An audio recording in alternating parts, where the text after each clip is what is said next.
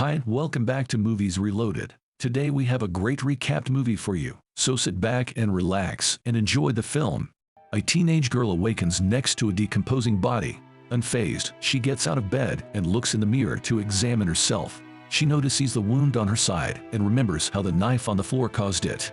The woman assures herself that what she does is for her survival as she saws the corpse later and then takes a shower. Then, in a routine she has developed, she lights 2 garbage bags on fire in the middle of nowhere and buries the burned remains under a barn. Even though it was never truly hers, she still believes in true love because she has experienced it. She reads her name, Emily Roberts, on her wallet as she eats at a diner after the act. She remembers a time when someone actually witnessed her. She makes her way home while reflecting on how she will always remember that kind of love. She smokes and listens to jazz music at home. James, her boyfriend, soon enters and reprimands her for vanishing. She remembers how most people can't see through her disguise and simply ignores him. When Emily discovers that James has been calling the police for 3 days, she is shocked that it has been that long. When he refuses to stop talking to the police, she stabs him with a corkscrew after pleading with him to stop. While she cleans up the scene, she is not proud of what she did but feels compelled to. Later, Emily discovers her decaying corpse. She laments how her body used to last years when she was younger, but now the rot begins so quickly. She has approximately 6 hours to change once the rot begins. She questions why the body shouldn't have survived longer.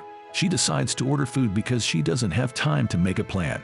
But when she opens the door, Detective Ranson is there. Ranson is perplexed by her return and asks to speak with James, but Emily informs him that he isn't at home. But she extends an invitation and offers him coffee. Ranson questions Emily about why she vanished, but she gives him his coffee instead of answering his questions. She makes up embarrassment over her predicament so that Ranson will relax his guard. Emily seizes Ranson's arms while glaring menacingly at him. He screams in agony, and his face begins to change. Later, while the shapeshifter, who has changed into Ranson, gets used to his body and identity, Ranson's corpse is left on the couch. He smiles as he examines Ranson's gun. He proceeds to smash the original Ranson's jaw and knock out his teeth before dousing the home in gasoline. The deliveryman finally shows up when he steps outside, so he takes the food and leaves without paying. The delivery person suddenly yells that the house is on fire, but the shapeshifter just drives off. The police radio on the dashboard is ignored as the shapeshifter navigates the city.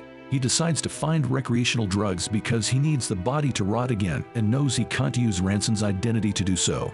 The shapeshifter buys one from a dealer and uses the drug while grieving for his beloved. Later that night, the shapeshifter enters a bar and meets Max, a dog that frequently loiters outside. He flirts with Julia, a woman he orders drinks for inside. Detective Ranson is who he introduces himself to be. He tells himself she is the only one that matters as they converse. The night is filled with laughter and storytelling, and it ends with them making out in the alley. However, the shapeshifter begins to experience side pain and orders Julia to leave. He sobs in pain as she reluctantly departs. His skills typically prevent him from suffering injuries that his current body hasn't yet been able to. He slogs back to his car and discovers his decomposing body.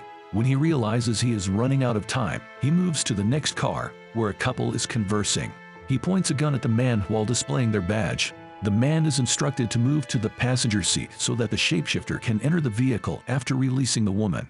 The shapeshifter strikes the man, Sam, when he tries to defend himself for being with the younger woman. He claims that Sam must pass away because he isn't prepared to do so. The shapeshifter, who has now changed into Sam, is just about to start cleaning up the crime when Sam's wife calls. Sam lives in a family home, so he quickly makes his way to Sam's residence. He acknowledges desiring such a life. He enters and discovers Mary, the wife, who storms out in rage. He ascends and discovers Sam is the parent of young children. He enters Mary's bed without speaking to her after discovering Sam's wedding ring on the nightstand. When his daughter wakes him up in the morning, he screams at her in a fearful manner. He joins the family for breakfast but departs once he begins to feel the pain. Sam remembers that Rachel, the young lady from last night, is his assistant who declined to have an affair with him after accessing his memories. Sam is the dentist at the clinic where he goes, and Rachel acts as if nothing is wrong. After attending to Sam's patient, he returns to the diner Emily and he previously went to, where he sees Julia outside. He hires a taxi to follow her, but the driver declines because he appears untrustworthy. The shapeshifter gives up, regretting that he had wasted so much time looking for Julia's new address. He watches a movie that afternoon, much to the annoyance of the other viewers, and he laughs aloud. He goes back home after that and joins the family for dinner that night. He feels bad after observing the kids playing together, so he goes to the bar to reflect. There, while playing with a marble in his fingers, he thinks back on his real family. When Julia finally shows up, she recognizes him from the previous evening with Rachel. He shrugs it off and vows he won't make the same error again by bringing a different woman than his wife. The shapeshifter continues, all the while recalling how he had abruptly left Sam's family earlier that evening, saying that he simply needed a break from them. Julia can relate to the emotion even though she knows it was wrong for her to leave her family. She explains that he should make sure to go back to his family if he loves them. According to Julia, she had a son and husband, and she also yearned to get away from them. She only wants to return to them at this point.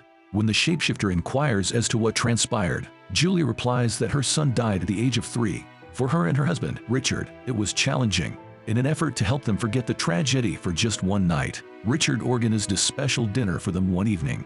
They had a good time that night, but Richard later broke up with her. The dinner date, in Julia's opinion, was Richard's way of saying goodbye because it was simply too much for him to handle. The shapeshifter confesses that he is unsure of whether he is good for his family and is afraid of what he would do if he stayed.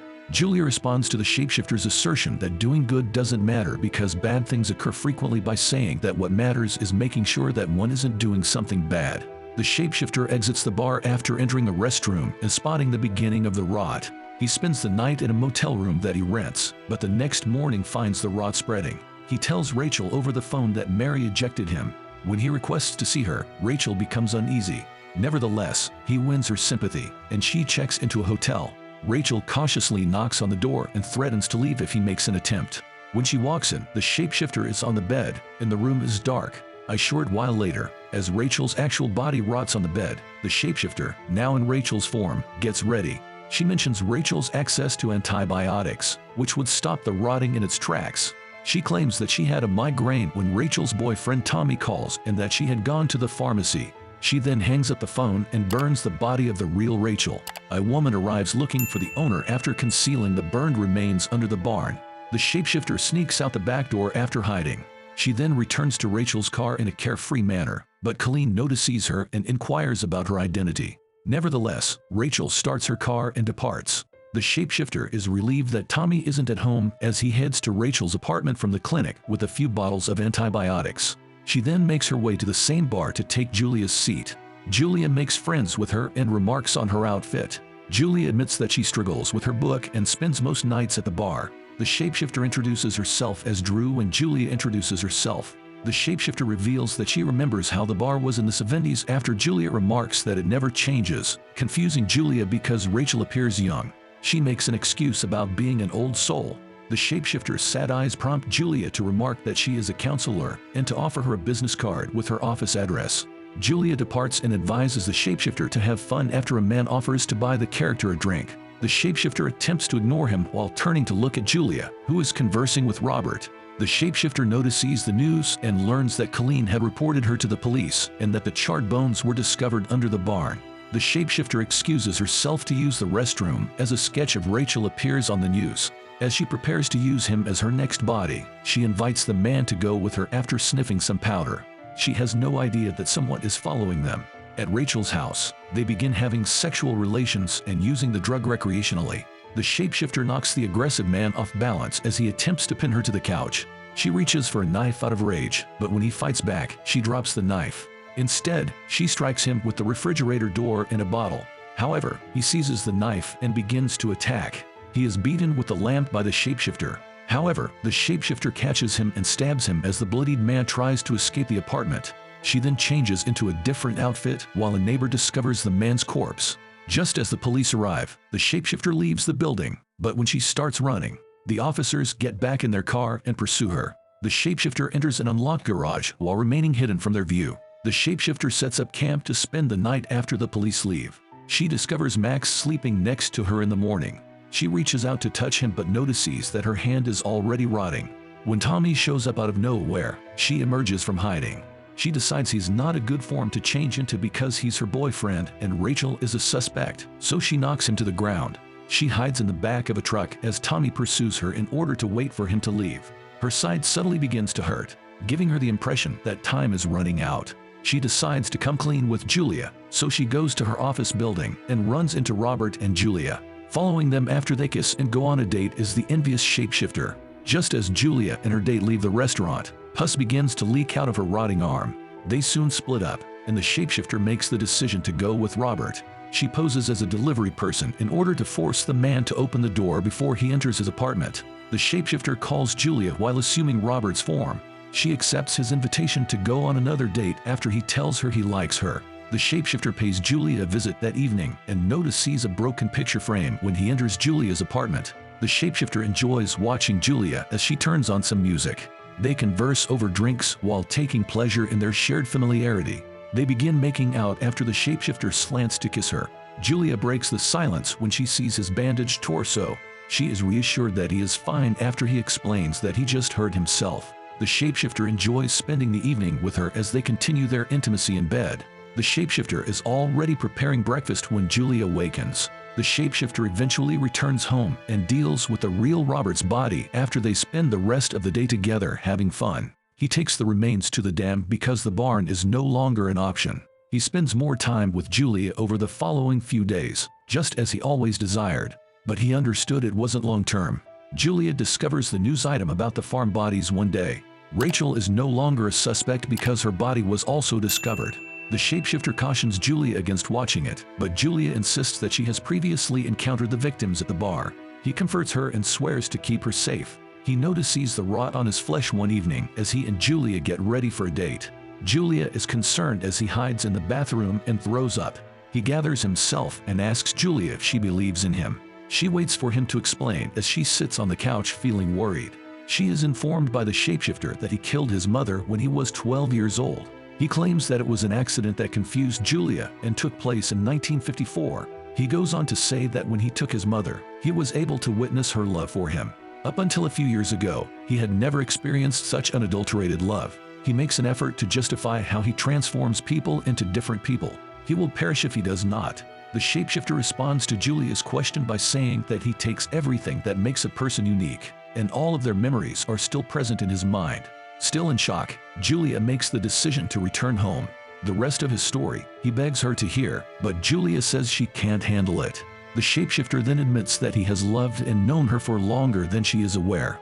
Then he reveals to her that he is actually Drew and that he has known her for a dozen meetings prior to being Robert. He continues by saying that Richard's love for her was the reason he first fell in love with her. He continues that it was the second time he had experienced pure love, which infuriates Julia. When he felt like it, he wanted to make her happy by admitting that he was the Richard who organized the special evening for her following the death of their son. Drew admits that Richard is among the bodies on the farm when she inquires about his whereabouts. While Drew explains that he doesn't know what he really is and assures her that what he did was for his survival, Julia, who is dejected and confused, begins to panic. Julia implores him to let her go, but he keeps circling her. Julia suddenly takes out a taser and yells at him with it. He keeps telling her that he loves her, though. He is then punched to the ground by Julia while being tased. After she holds him down, the change starts when he grabs her arms. Julia screams as the rod takes over her body and she writhes in pain.